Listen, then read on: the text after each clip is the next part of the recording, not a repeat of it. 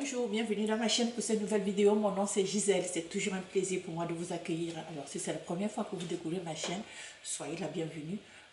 Écoutez la vidéo jusqu'à la fin et surtout à la fin de la vidéo, participez au débat. Et si vous me suivez déjà depuis quelque temps et que vous n'êtes pas encore abonné, s'il vous plaît, abonnez-vous, c'est gratuit.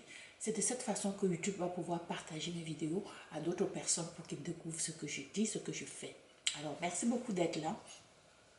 Aujourd'hui, je prends quelques minutes pour revenir sur l'affaire Hakimi Achraf, donc ce joueur marocain, espagnol, qui a fait les manchettes durant les dernières semaines, les derniers mois, suite au divorce, à l'instant de la demande de divorce de sa femme, parce que le joueur avait été accusé. Il n'est pas jugé, c'est même pas une accusation qui est formelle. Donc, il avait été accusé par une femme selon laquelle il disait qu'il l'avait violé, du moins il l'avait forcé à l'embrasser un peu. Et par rapport à ça, donc sa femme s'était positionnée et tout de suite, elle était allée du côté de la femme qui a porté plainte. Elle n'est jamais venue à la défense de son mari. Et par la suite, donc, il y a eu des rumeurs qui sont parties sur les réseaux sociaux selon lesquelles Hakimi avait gardé son argent, tout ce qu'il gagnait, et il envoyait 80% de tout ce qu'il gagnait à sa femme. Donc depuis le début, depuis qu'il est joueur, il a toujours tout envoyé, 80% de son salaire à sa maman. Il envoyait tout ça à sa maman, pas à sa femme, excuse, il envoyait tout ça à sa maman. Et les rumeurs sont parties, nous tous on est tombés là dans le jeu pour se rendre compte aujourd'hui que ce n'est pas vrai, c'était un fake news. Dans le fond, ce que Hakimi fait à sa mère, c'est que tous les mois, il envoie à sa maman 100 000 euros. Et Hakimi, c'est un bon garçon. Et lui, il dit, ma mère, si je suis ce que je suis aujourd'hui, c'est grâce à ma mère. Et normalement, tous les enfants devraient penser ça. Parce que la maman, je veux dire, pour ceux qui n'ont pas de respect pour leur mère, il faut que vous sachiez une chose. Une mère, personne ne peut remplacer votre mère. Une mère, en principe, une mère est la personne qui sera toujours auprès de vous. Quelque chose qu'il pleuve, qu'il vente, votre mère sera toujours là pour vous. Votre mère, la porte de votre mère vous sera tout le temps ouverte. Quel que soit ce que vous avez commis, même si vous commettez le pire des atrocités, votre maman va toujours être là pour vous. Ceci étant dit, non, je reviens sur le sujet. Le sujet ici, c'est quoi? C'est qu'on veut juste dire ce qu'il en est exactement du partage des biens. Parce que on ne va pas revenir sur le fait que est-ce que sa femme l'aimait ou pas. On n'est plus là-dessus. Ce qui est là, c'est que aujourd'hui, je peux vous dire que sa femme, le jugement va être fait comme dans la plupart des cas, dans tous les cas de divorce, surtout quand vous avez épousé, quand une femme a épousé un homme riche, hein, c'est le partage des biens à égalité. Ok? Donc la femme, on lui donne la moitié. On va donner à la femme la moitié de ce que le garçon a gagné. La moitié de tout ce qu'il a dans son compte bancaire. On va donner la moitié à sa femme. Ok? En plus de ça, tous les mois, en plus de que la moitié, s'il a dans son compte 500 000 euros, on va diviser la moitié, on va donner à cette femme-là. En plus, tous les mois, tout ce qu'il va gagner tous les mois, on va donner la moitié à sa femme, la moitié à sa femme, la moitié tous les mois là. Tant et aussi longtemps que cette femme-là ne s'est pas remariée. C'est ça. Tant qu'elle ne s'est pas remariée, elle reste tranquille chez elle. Tout ce que le gars gagne, même si le gars se blesse, le gars fait un peu quoi, la moitié va aller à cette femme-là. C'est comme ça, parce qu'ils ont aussi des enfants. N'oubliez pas ça. Alors, vraiment, vous savez que plus vous êtes riche, plus vous êtes comment je peux dire ça, je ne vais pas utiliser le mot gibier, mais c'est lucratif d'épouser un homme qui est extrêmement riche. C'est très lucratif. Parce que même en cas de divorce, tu n'as même pas besoin de te casser la tête. Tu ne peux même plus travailler de ta vie. Tu peux choisir de ne jamais te remarier. Tu peux juste avoir des amants, tu ne te remaries plus pour pouvoir vivre tranquillement. Ok? Alors même vous les garçons, quand vous avez un certain... Il y a des gars qui ne se sont pas remariés, qui ne se sont même pas mariés, ils vivent avec leur femme, ils ont des enfants, mais ils refusent de se marier. Je prends le cas de Ronaldo. Lui, il n'est pas marié, pourtant il vit avec une femme avec qui ils ont des enfants. Donc, il n'est pas marié, ça c'est autre chose. Il a trouvé une femme qui a accepté ça.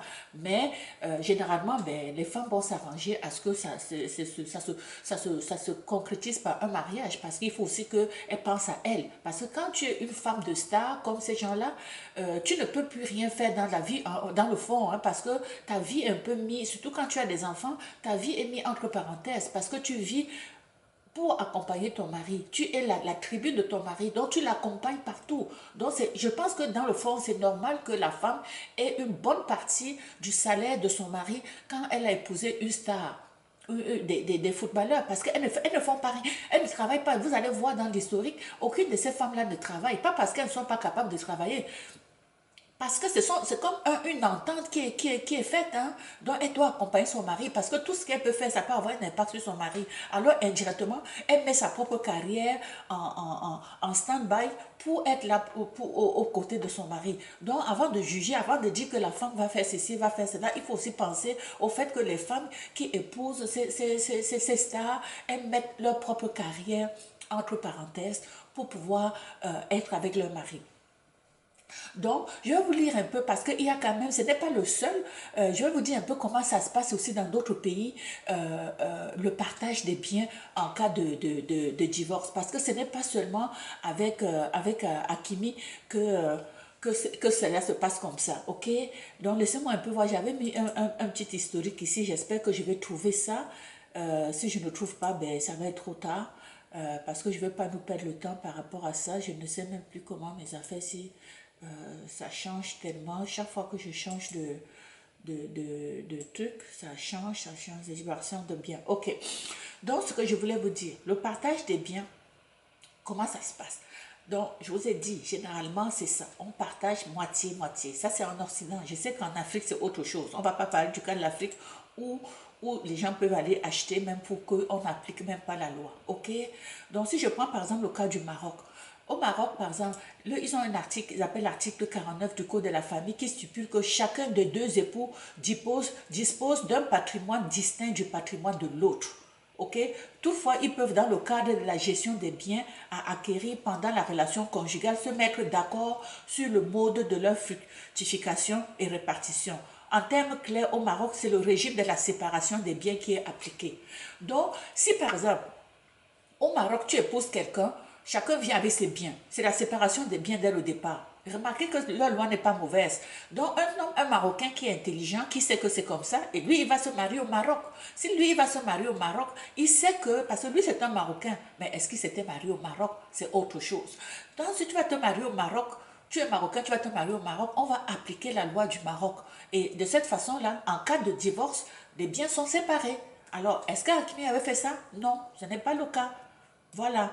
Donc ça, c'est le cas du Maroc. Si on prend par exemple le cas des États-Unis, par exemple, si vous voyez un peu l'affaire de Bill Gates et Melanie Gates, hein, lorsque Bill Gates s'est séparé, hein, le village de la justice, l'avocate avait expliqué que la règle appliquée dans la majorité des États repose sur le partage équitable des biens.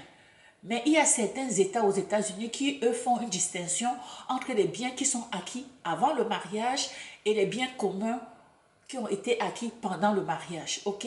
Donc, d'après cette dernière, donc, la majorité des États sont soumis au régime de l'équité de distribution, tandis que les autres appliquent le régime de community property. Ok. Donc, c'est ça un peu. Donc, on reconnaît, au moins, là encore, si tu es aux États-Unis, tu veux te protéger de ça, tu vas dans l'État où c'est permis de garder tes biens que tu avais avant de te marier. Comme ça, de cette façon, au moins tout ce que tu avais avant le mariage, donc avant ton mariage, tu étais déjà multimilliardaire, tous ces biens-là sont à l'abri. Et on va commencer à compter seulement ce que tu as acquis avec cette nouvelle femme pendant votre mariage, depuis votre mariage. Ça, ce sont des choses aussi qui sont importantes à prendre en considération, surtout quand vous êtes des stars. Parce qu'il ne faut pas juste se marier sur le coup de tête, parce qu'il faut toujours penser ce qui arrive aux autres, ça peut vous arriver et ça va vous arriver parce que très souvent, ça arrive que ça finit par des divorces, ok? Je prends le cas du Canada. Dans ce pays, le patrimoine familial le constitue durant le mariage ou l'union civile. Il garantit l'égalité juridique et économique des conjoints, ok? Donc ce patrimoine met en commun les biens des époux lors d'une séparation légale d'un divorce ou de la distribution d'une union civile, le patrimoine familial est partagé équitablement entre les conjoints. Ces derniers partagent en effet la valeur en argent des biens. Ok, donc au Canada, c'est 50-50.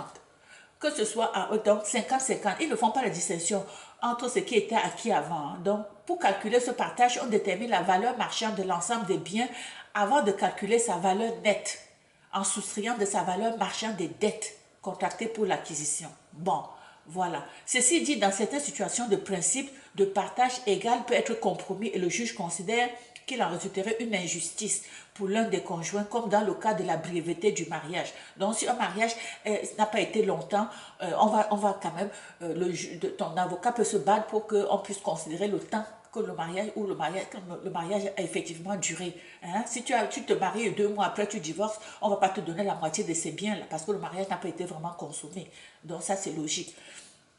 Prenons le cas de la Tunisie. En Tunisie, par exemple, le régime légal appliqué en Tunisie est celui de la séparation des biens.